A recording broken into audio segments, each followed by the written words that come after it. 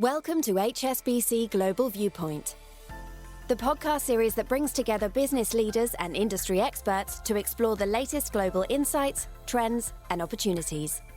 Make sure you're subscribed to stay up to date with new episodes. Thanks for listening, and now on to today's show.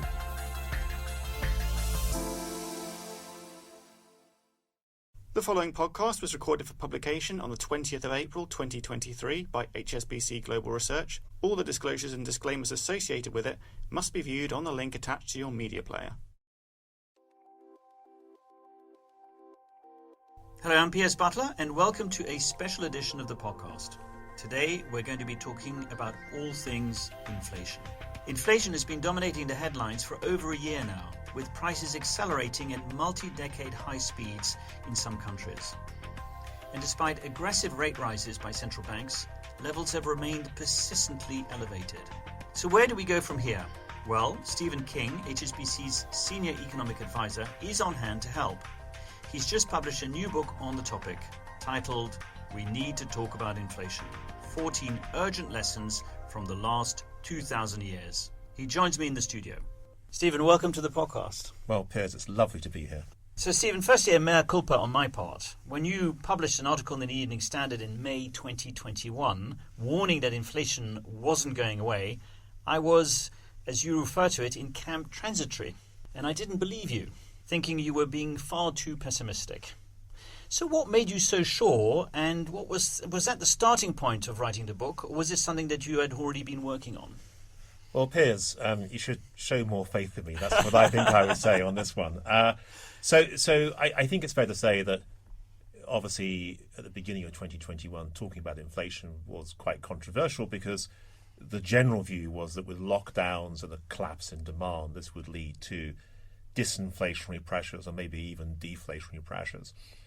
But what was changing at the beginning of 2021 was that there were upside surprises beginning to come through in the inflation data. First of all, in the US, which was, I guess, blamed to a certain degree on the Biden fiscal stimulus, but in short order, also upside surprises in the UK and in the Eurozone. So you had this sort of transatlantic story of inflation coming in higher than expected. And as 2021 progressed, that story became more and more embedded because it was no longer a story about, say, semiconductor prices or second-hand car prices, which was the sort of big initial theme. You're beginning to see a whole raft of other goods prices rising, and then service sector prices beginning to rise, and then wage pressures beginning to come through. So it looked to me as though something more broadly had gone wrong. So the first point, I suppose, was observing that inflation was higher than people had thought, given the levels of economic activity. The second point was really thinking, well, why has that happened? And how should we think about it in terms of policy and markets and so on and so forth? So you talk about some of the mistakes that were made in interpreting the data. And in particular, from the book I picked up, the reverse of globalization, the impact of COVID-19 scarring, incorrect comparisons to the Great Depression, and the changing role of central banks. So maybe let's sort of unpick some of those. Firstly, in terms of the reverse of globalization. So there's this big thing called the Great Moderation. The Great Moderation was this idea that economic growth was more stable, more secure, and also accompanied by lower and more stable inflation rates than we had been used to previously. And many central banks had taken the credit for this Great Moderation. But when you look back at the original paper that was written about the Great Moderation, it was suggesting that rather than this being the consequence of wise central banks, actually the Great Moderation was more a series of lucky breaks. So it was effectively the incorporation of China and India into the global economy, and in particular their labour markets into the global economy, basically meant that if you lived in the UK or the US or Europe, you could import cheaper and cheaper goods from those other areas of the world, which was inherently disinflationary. And I think even before the advent of the pandemic, some of that sort of hyper-globalization theme was beginning to unwind. In particular, the relations between the US and China were more difficult than they had been. And it seemed to me that the Great Moderation was in danger of going into reverse. So what had been lucky breaks were becoming unlucky breaks. As far as the comparisons with the Great Depression are concerned, well, it's true that GDP or national income in many countries fell in 2020 and 2021 at the same amount of decline that we had seen during the 1930s. So in that sense, it was pretty terrible. But at the same time, you didn't have the accompanying problems that we'd seen during the Great Depression. So there were no multiple bank failures, there were no mass bankruptcies, there was no mass unemployment. There was nothing in the way of collapsing asset prices or anything like that. So it seemed to me that although the lockdowns had led to falls in GDP, that you'd not seen the same kind of financial and economic contagion that had come through during the Depression. But monetary policy in 2020 had responded as if there was another Great Depression. And I think one of the sort of lasting conclusions of the 2020-2021 period is that monetary policy was eased too far and left too loose for far too long, by which time inflation was already heading upwards. And so in many ways what central banks have tried to do subsequently is to fix what they themselves contributed to being effectively policy errors in the early stages of the pandemic. So as with a lot of your work, you look at history for some of the lessons that we can gather from that. And for much of the last 3 decades, both policymakers and investors have focused more on deflation. But you and I are old enough to remember the inflationary 70s, indeed, yes, the 70s and 80s, and you talk about your childhood experience of book buying and multiple stickers as prices sort of kept changing. Yes. And you talk about the sort of 14 urgent lessons of 2,000 years of history. Can you give us some illustrations from that long stretch of time? Yeah, I'm not going to go through all 14 lessons because it's a relatively short podcast, but so one of them is that during periods of inflation there's often a desire for price controls of one kind or another, that somehow you can pick out the particular prices that are going up quickly and control those and everything else will be absolutely fine. And one example of that was actually during Roman times. Emperor Diocletian imposed his price edict, which included, oddly enough, a maximum price for a male lion, which I thought was quite an amusing aspect of the story. But the issue there is, did the price controls work? Well, not really, because at the same time the emperor was in the business of debasing the currency, so effectively printing money. If you're printing lots of money and imposing price controls, the price controls merely camouflage what is an underlying problem. Another example is during the French Revolution, the creation of new kinds of money. I mean, you could even say this was a kind of early experiment with quantitative easing, which went very, very badly wrong eventually. It wasn't intended to go wrong, but it did go wrong. Third example will be during the American Civil War, where, and indeed in the Civil War's aftermath, where the Union states wanted a gold standard, effectively low inflation, and the Confederate states wanted a silver standard, which effectively meant high inflation. And the very simple reason for those differing preferences is that the northern states were creditors and the southern states were debtors, and typically inflation is the debtor's friend and deflation is the creditor's friend. Now, the importance of that is that it's actually remarkably similar to the debate that we see today in the Eurozone, where high inflation certainly suits the likes of Italy because it means that its government debt is now on a more sustainable path than it would otherwise have been. But of course, the consequence of that is that German cash savers are now much worse off than they would have been because German inflation's horribly high by German standards. So there's a kind of almost a replay in a more peaceful setting, to be fair, of what happened during the Civil War and its aftermath in the 19th century.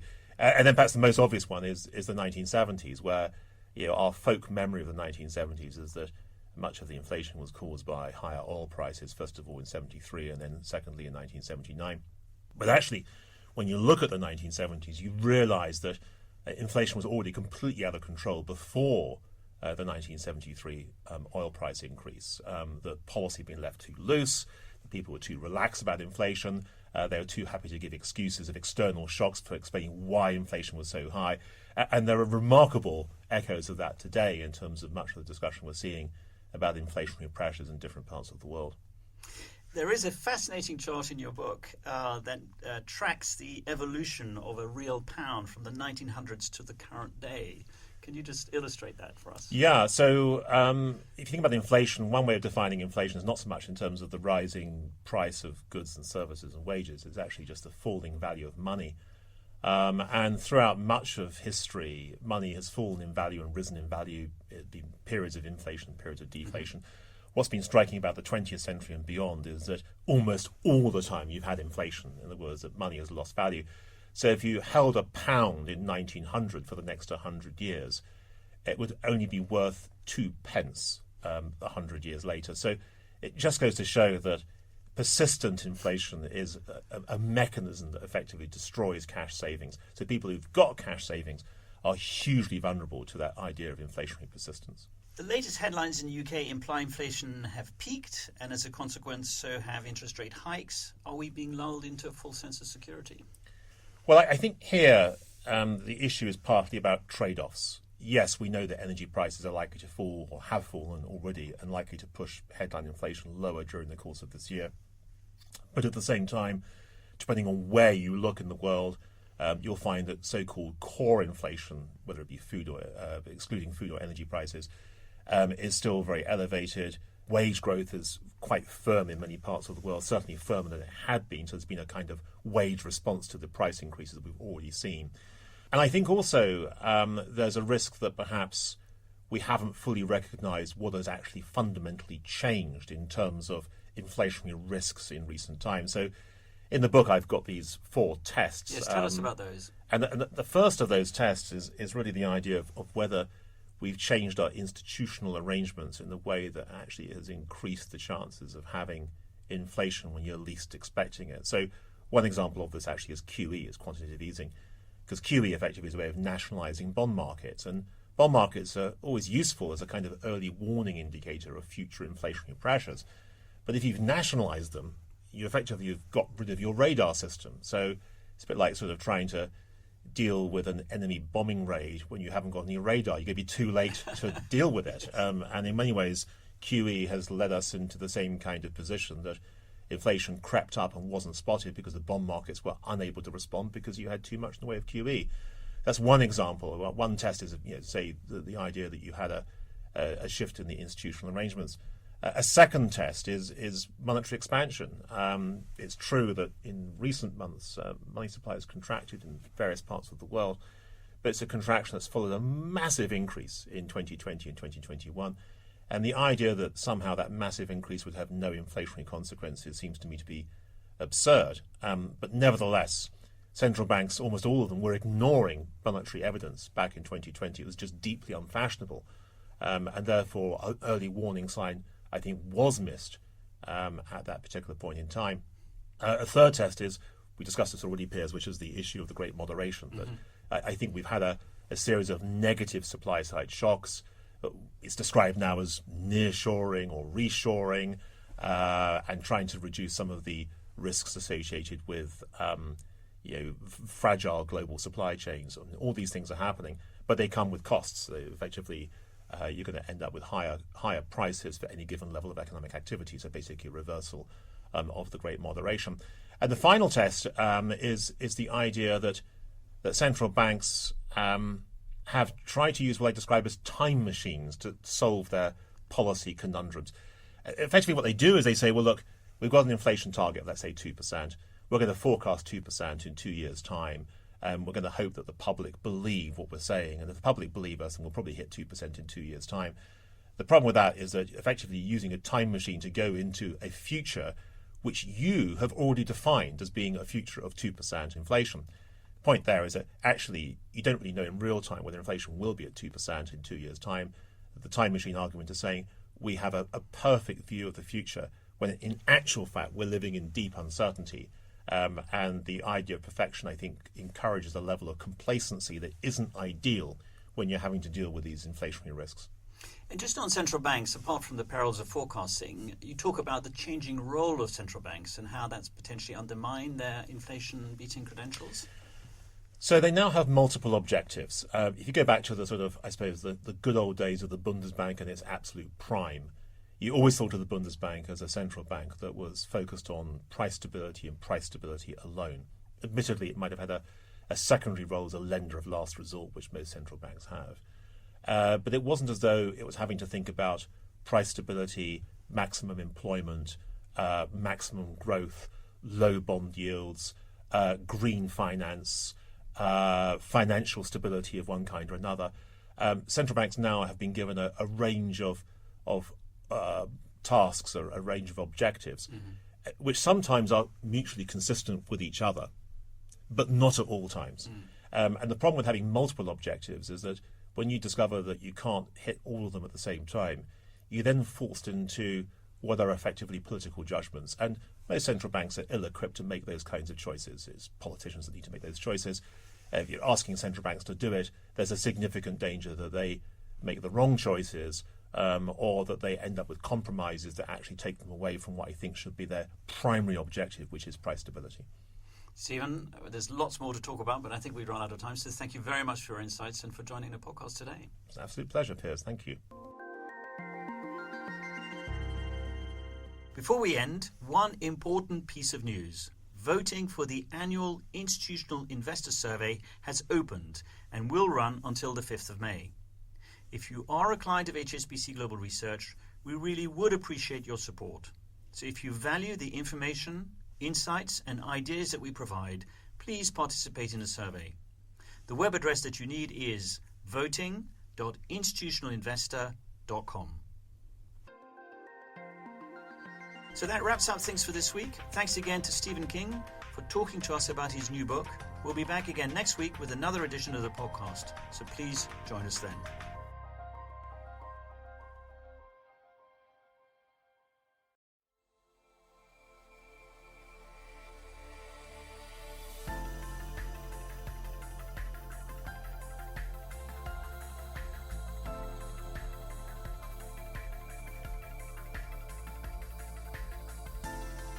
Thank you for joining us at HSBC Global Viewpoint. We hope you enjoyed the discussion. Make sure you're subscribed to stay up to date with new episodes.